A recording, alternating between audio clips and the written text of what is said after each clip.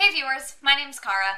Just a quick video here. This is something that I have been thinking about for a little while now, for the past week or so since the fires in California started. And I've been reading articles from people who live there, who are in the middle of it. Some of my friends that I've met through witch camp live in that area and are dealing with this. Obviously, if you also watch Jenna Marbles and Julian Solomita's videos on YouTube. Julian has been vlogging what the sky looks like, and my friends have been posting pictures of what the sky looks like with all the fire, all the smoke, all of this residue. And this is a very serious situation, and it's something that I think people out there somewhat know how to handle because it is more likely to happen there, but that doesn't mean you're ever just ready for a fire to happen and destroy homes and property and lives and who knows what else. But from a magical standpoint, something that I've been thinking of as I've been reading these things and as I've been seeing the kind of things people are posting in support,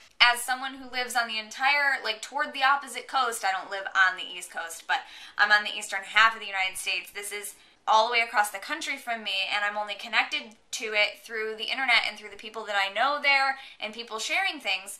But still, those of us who aren't there wanting to do something, right? And whether we donate to the local Red Cross, whether you believe that's something that you should do. I know a lot of people have been saying that you shouldn't do that, but I think any cause that is helping the people who are there get what they need, get temporary homes, get animal care, child care, helping them eat, just dealing with what they have to deal with in this situation.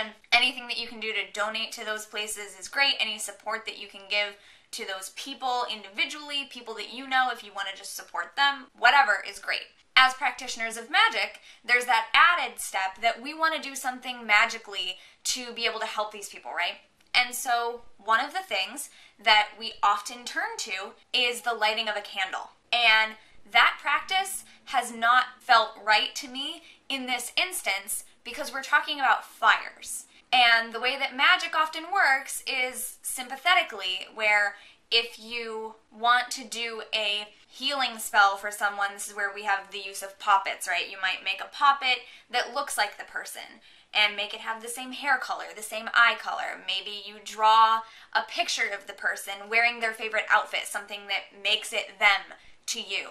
Or you use an actual photograph of that person and put that on your altar as your focus. It's sympathetic magic. It's the idea that what we put out is what we get back, and that we focus on the thing that we want to happen.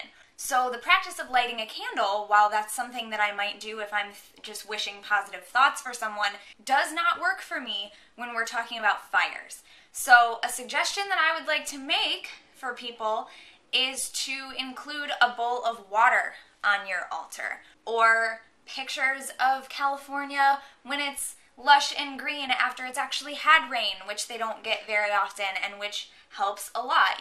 Visualize the thing that you want to happen, and that is how magic works. That's how it's supposed to work. That's what most of us are trying to do.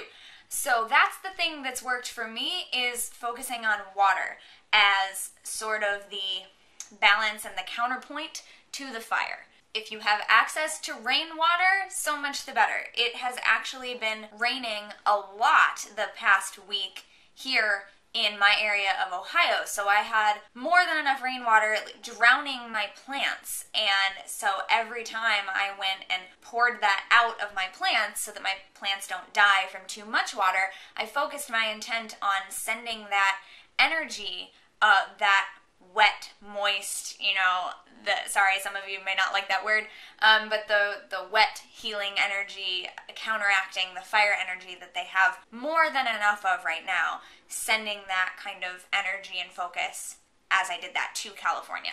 And so that's just a suggestion that I want to make, because I'm not going to tell you that's what you have to do, that you can't light a candle if that's really what has meaning to you.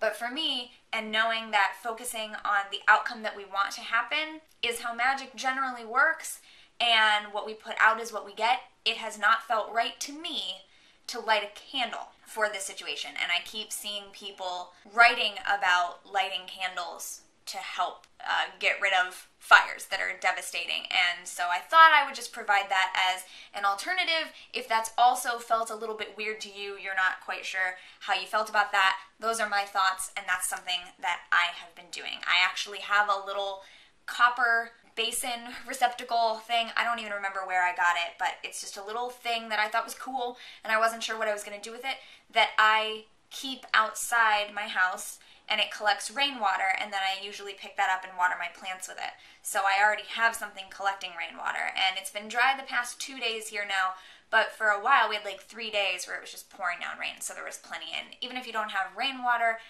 whatever water you have, you can put that on your altar and use that as a focus instead, if that works for you, and if that helps you feel like you're doing something that makes a little more sense to you and the way that your magic works. So, super quick, thanks so much for watching, and I will be back very soon on this channel with another video that I'm about to record. So thanks for watching, I'll see you next time. Don't forget to be awesome, blessed be, and goodbye.